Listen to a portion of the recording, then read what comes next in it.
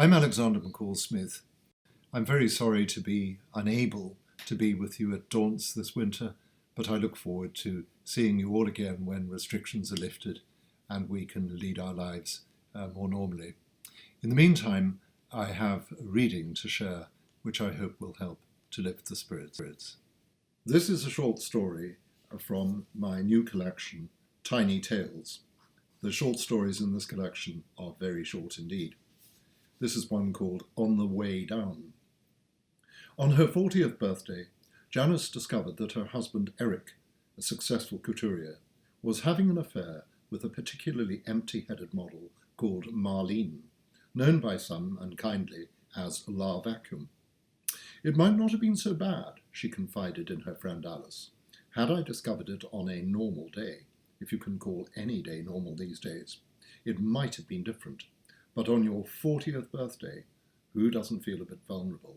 I'm only human, after all. Alice was sympathetic.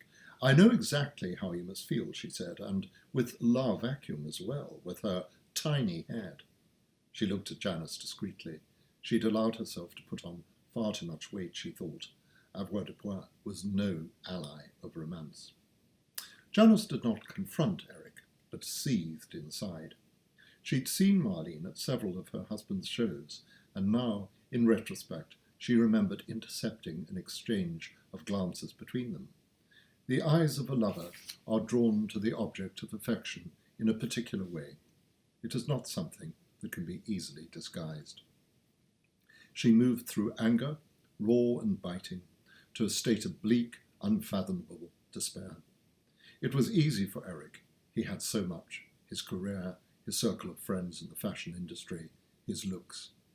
Having given up her job years before, she had very little really, and she simply could not face the thought of starting over again. Her mood darkened. Alice did her best to cheer her up, pointing to the way in which she herself had made something of her life after her own husband had given her up in favour of golf, but Janice seemed beyond the reach of any encouragement. I'm going to throw myself out of the window, she said to herself, and it would all be his fault. The possibility that Eric might feel guilty appealed to her.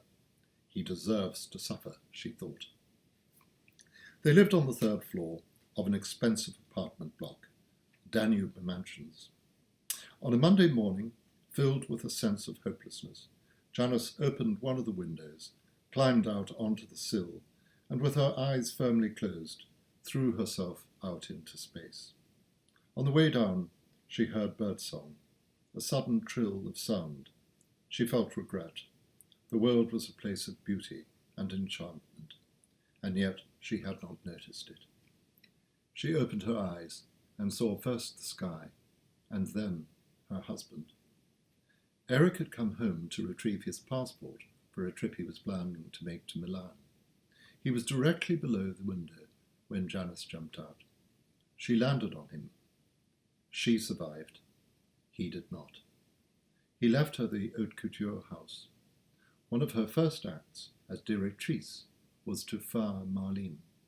I know you have difficulty reading plain English, she wrote to her, so I shall help you.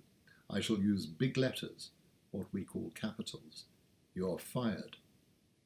Life improved thereafter, and a few months later she went on holiday with Alice to Venice, where they both stayed at the gritty palace and drank Negronis.